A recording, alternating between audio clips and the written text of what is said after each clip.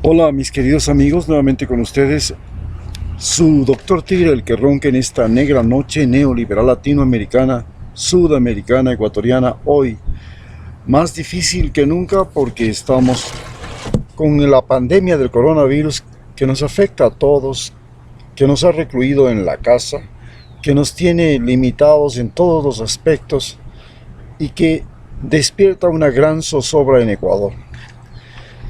Podríamos decir en este momento, teniendo atrás, como ustedes ven, al Pichincha, aquella frase que dice de nuestro himno nacional: y si nuevas cadenas preparan de injusticia y bárbara suerte, gran Pichincha, prevén tú la muerte de la patria y sus hijos al fin, hunde al punto en tus hondas entrañas, cuando exista en tu tierra el tirano, huele solo cenizas que en vano busque el rastro de estar junto a ti. Empezaremos diciendo cómo ha sido el desastroso manejo de esta pandemia en Ecuador. Ha sido tan desastroso que es noticia mundial como los cadáveres que antes aparecían en las calles, ahora inclusive son arrojados al mar. Esta aparición de cadáveres, este sufrimiento de los familiares que después de que sus cadáveres por último fueron recogidos, no saben ni quiénes son, ni dónde están, ni en qué lugar van a ir a terminar. La recolección de cadáveres ha sido tan mal hecha que ni siquiera pueden, ni se les identifica a los cadáveres que se les recoge, y luego ni siquiera se los puede entregar a los familiares después de que se les embalsame, o sea que se los lleve a cuartos fríos de congelación. Se ha contratado hasta containers para eso. El drama llega a tales dimensiones que han tenido que sancionar el Ministerio de Salud a un funcionario público de los tantos. Este ha sido el que cayó, porque para decirle a una pariente, a una persona, que dónde está el familiar muerto, el cadáver, le pedían $500. En otros lugares, para entregarles el certificado de defunción con el cual se puede enterrar, si no, no se puede enterrar, las autoridades que tenían que entregar el certificado de defunción del registro civil estaban lucrando ilegalmente también. Así y en estas condiciones nos permite entender que cuando hubo este conflicto, cuando se presentó el problema, cómo se hizo la clasificación de las prioridades. Por supuesto, como estamos ante un gobierno que se ve apretado en todos los aspectos, peor ahora que se le han cerrado inclusive los 2 oleoductos que transportaban el petróleo hasta el puerto de Esmeraldas para la exportación, y no estamos exportando nada por este daño, fuera de que el precio del petróleo es prácticamente un muy mal negocio, porque lo que nos cuesta extraerlo es mucho más que lo que nos están pagando por él. El problema de Ecuador pasó primero de ser la prioridad fundamental del gobierno, la crisis política. Nació de una crisis política. Entonces, la prioridad luego pasó a ser la presencia del coronavirus. Pero ante la presencia del coronavirus, ¿qué se priorizó? Se priorizó primero la salida de policías y militares, es decir, el uso de la intimidación y el miedo como medida sanitaria, algo que recomendaba a las Naciones Unidas porque se necesitaba hacer la cuarentena que estamos pasándola todos.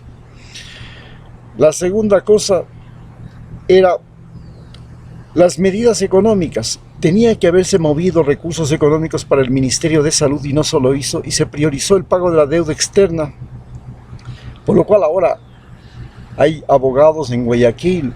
Los indígenas están presentando ante organismos internacionales, ante tribunales internacionales, demandas contra el gobierno porque priorizó el cumplimiento del pago de deuda externa sobre la compra de recursos para los hospitales, para los médicos, para enfrentar la catástrofe sanitaria que estamos viviendo. Pero el tercer elemento que hoy nos ha sorprendido a todos es que se ha priorizado las próximas elecciones y la gestión política, especialmente la persecución a todos los del gobierno anterior, Rafael Correa y todos aquellos que participaron en ese mandato, incluido debería estar el presidente, que fue parte del gobierno anterior, pero se hace sorprendentemente, se hace una investigación de sobornos de todo el gobierno de Correa, menos en la parte del tiempo en que, desde el 2008 al 2012, Lenín Moreno fue parte del gobierno como vicepresidente de Rafael Correa. ¿Por qué no se investigó también ese periodo? Y se le investiga solo otro periodo. Esto es un absurdo, y en eso se juega una trampa muy importante que estamos viviendo en Ecuador. Así pues, primero, como todos sabemos, tuvimos el problema de una gran cantidad de enfermos que aparecían, pero no teníamos pruebas, no se podía reconocer quiénes eran los portadores sanos de los portadores no sanos y quiénes estaban sanos. O sea, quiénes eran portadores, quiénes eran enfermos y quiénes estaban sanos. Porque los portadores sanos no tienen ninguna diferencia con una persona como cualquiera de nosotros que puede estar sin la enfermedad. Más tarde, estos enfermos que no sabíamos, no se podía hacer el diagnóstico, comenzaron a inundar y se complicaron dentro de las casas y dentro ya los hospitales. En los hospitales había ya un mal manejo del sistema hospitalario, y este mal manejo del sistema hospitalario convertía a los pacientes que estaban internados y a los que llegaban por saber si estaban o no estaban enfermos en personas expuestas, porque no se tomaban medidas adecuadas, como era la de crear hospitales provisionales aparte para atender a las personas que pensaban que tenían el síntoma o que realmente estaban enfermos. Se metió en el mismo hospital donde ya estaban pacientes internados con otras patologías muy susceptibles, muy vulnerables, y el mismo personal de limpieza, de enfermería, de médicos, etcétera, pasaban de una sala a otra, que es lo que acaba de suceder en el hospital que está aquí atrás, el hospital Vaca Ortiz. Ese que ven ustedes aquí atrás, ese rojo con blanco, Vaca Ortiz, ahí se vivió esto. Los médicos se contaminaron con un niño que llegó, luego se contaminó el personal, se complicó toda la atención médica en ese hospital. El segundo gran problema fue en sí los hospitales. Descubrimos que a pesar de que habíamos tenido una gran red de salud, que estaban equipados, se carecía de equipamiento adecuado para este tipo de pestes, como son respiradores. Pero lo más grave es que se carecía de guantes, mascarillas, uniformes, vestuario, sistemas de protección que separaran al paciente de la persona que le estaba atendiendo, sea el laboratorista, sea el médico, sea la auxiliar, la enfermera, de tal manera que el paciente no contamine al médico, al auxiliar. Se carecía de ese equipamiento. Luego, el personal que se disponía estaba sorprendido, sabía resolver otro tipo de problemas, pero no este tipo de problemas respiratorios con síntomas sorprendentes, como son neumonías violentas, mortales. Se sumaba a esto que la organización se vino a descomponer. Esto de la desorganización de la red de salud se manifestó en que la misma ministra de Salud renunció ante la crisis porque no disponía de los recursos, no disponía de la prioridad, no disponía de la capacidad de gestión. Cuando tú tienes una guerra, no manda el presidente, manda el general. No le puedes decir al general lo que tiene que hacer si eres el presidente. ¿Por qué? Así recomienda Sun Tzu. Tienes que dejar a las personas que saben lo que tienen que hacer y no ser tú el que dice lo que tiene que hacer. Una de las grandes estupideces que está haciendo Donald Trump en Estados Unidos y que es uno de los factores por los cuales la epidemia en Estados Unidos crece de manera incontrolable.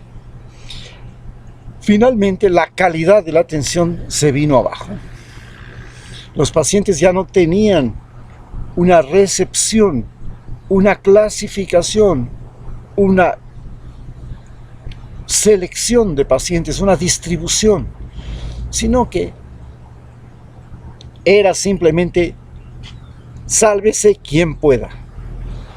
Se pasó de un sistema de prevención domiciliaria, de un sistema de atención domiciliaria que podía resolver el problema, a un sistema de atención convocando a todos los enfermos a que se vayan a los centros de salud y se hagan atender ahí, inclusive privándoles de la posibilidad de tener y comprar medicamentos, como ya se hizo con el H1N1, y que resulta catastrófica porque no les permiten a la gente utilizar sus propios recursos. Vale señalar que la coronavirus nos ha estado enseñando que la curación de esta enfermedad no depende solo de la medicina, depende también de la vitalidad del paciente.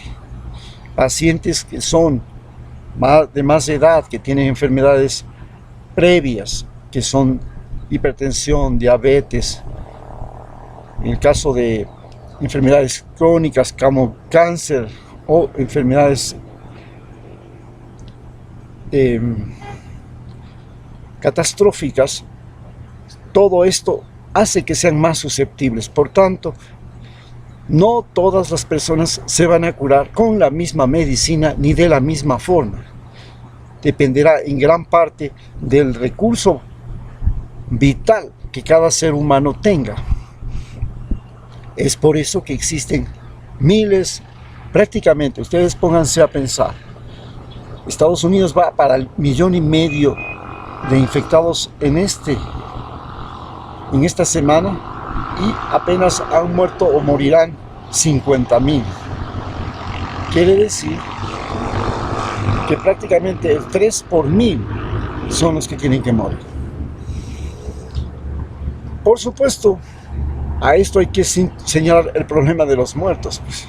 Los muertos quedaban en los domicilios, que fue algo para lo cual no estuvo preparado, jamás hubo la visión, nunca supimos una guerra, nunca supimos lo que pasaba cuando teníamos catástrofes. Tuvimos la catástrofe del terremoto del 2016, tuvimos 700 muertos y tuvimos el mismo problema, ¿qué hacer con los muertos? Sin embargo, no aprendimos nada de esa situación. Hoy no se sabe qué hacer, no con 700 muertos como los que tuvimos en el terremoto.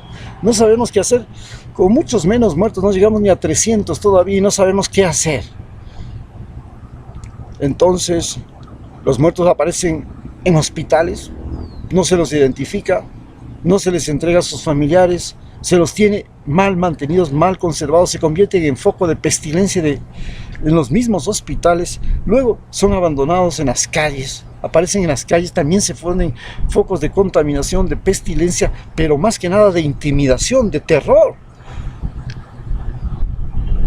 Los que aparecen en las casas y que la gente Los tienen encerrados ahí, la familia está espantada viviendo en un piso inferior, en una esquina de la casa, todos sintiendo la descomposición de su ser querido, sintiendo la muerte dentro de su propia casa. Es algo peor, más pavoroso. No se conocían mecanismos para evacuar a las personas enfermas, como si de la noche a la mañana se hubiera dañado, te hubieran cortado el agua y no tuvieras cómo utilizar el servicio higiénico, porque el servicio higiénico apesta. Ya no puedes vivir en tu casa. Pueden vivir ese drama no supo ser manejado por el gobierno. ¿Por qué? Porque vuelvo a señalar, priorizaron los intereses políticos, los intereses mediáticos, los intereses militares, porque lo que se está haciendo, hemos vivido una dictadura, una tiranía camuflada, donde el presidente asumió todos los poderes y ahora necesitaba sentirse respaldado por la policía y el ejército y utilizar la intimidación como mecanismo para mantenerse los días que le quedan, que son apenas 365 días, y tratar de sostenerse a como dé lugar para terminar de repartirse el botín que se llama el Ecuador.